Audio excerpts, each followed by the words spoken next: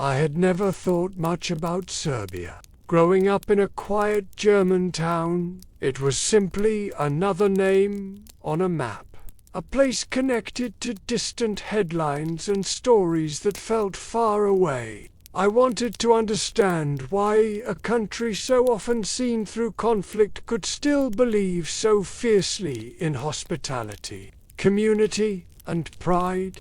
In a world that seems so divided, maybe this journey could teach me something about building bridges across cultures, across languages, across memories of pain. I felt a sense of openness, a lack of hesitation to share their lives, their stories, their traditions, and in those moments, I knew I was in Serbia. This wasn't just a country. It was a tapestry woven with threads of resilience, of creativity, of an unbreakable spirit. My journey was just beginning. That was my goal. To listen, to learn, and to share. War, politics, news that seemed too complicated to really understand. But something changed the day I stumbled across an old photograph of Belgrade, with its blend of ancient streets and modern towers, its river winding through a city of contradictions. There was a kind of energy there, something raw, something human. I started reading. I learned about the resilience of its people, about how music and tradition had survived years of hardship, about the passion for sports that seemed to unite everyone from children in tiny villages to champions on the world stage. A question began to grow in me.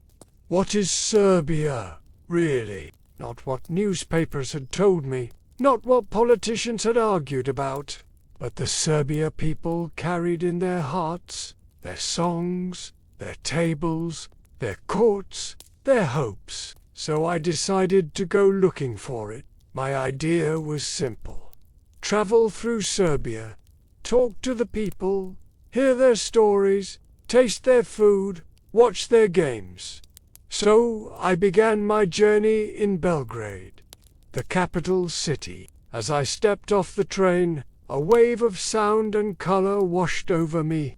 The city was a whirlwind of activity, a vibrant mix of old and new, of Eastern and Western influences. I wandered through streets lined with cafes, each one spilling out with laughter and the aroma of freshly brewed coffee. The air was filled with the sound of trams clanging, of street vendors calling out, of musicians tuning their instruments.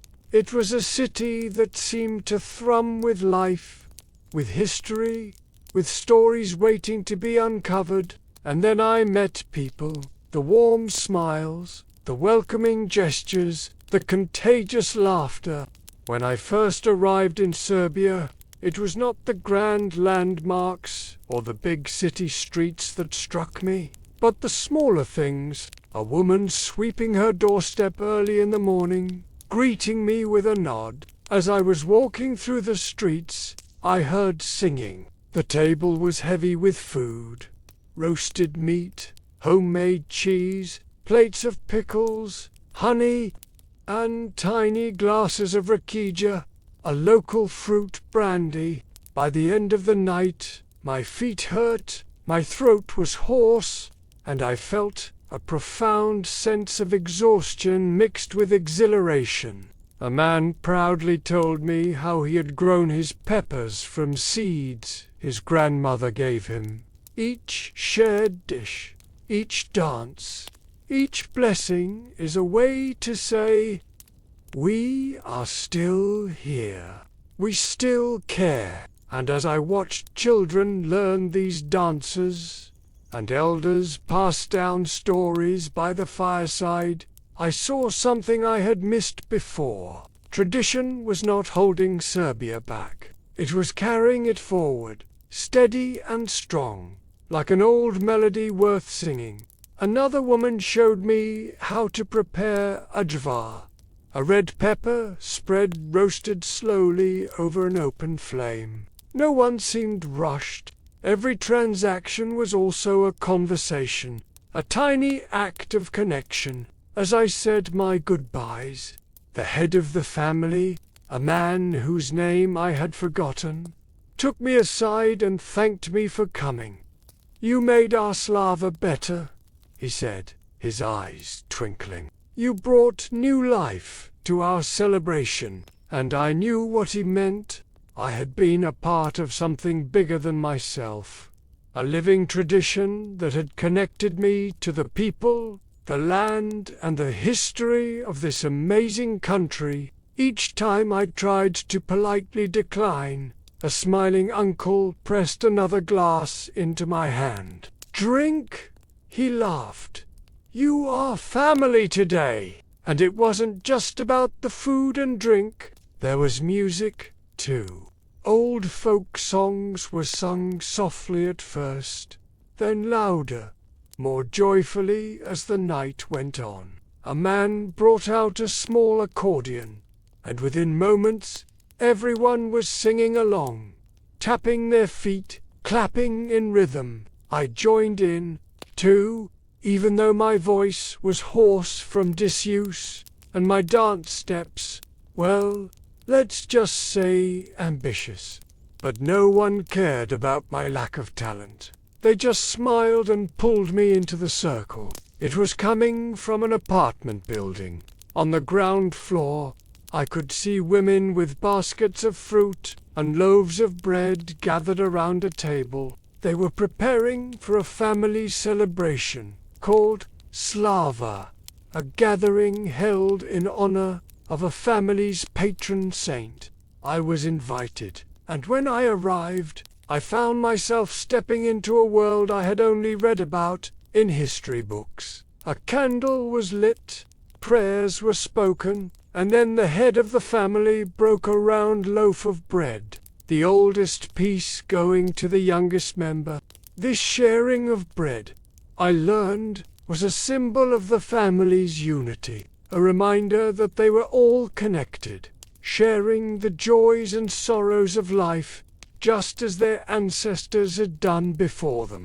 A grandfather patiently tying fresh herbs above his door to bring good luck.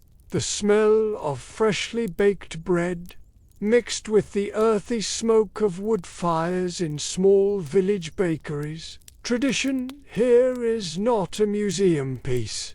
It is alive, breathing in every corner of daily life. One such tradition was about to unfold right before my eyes.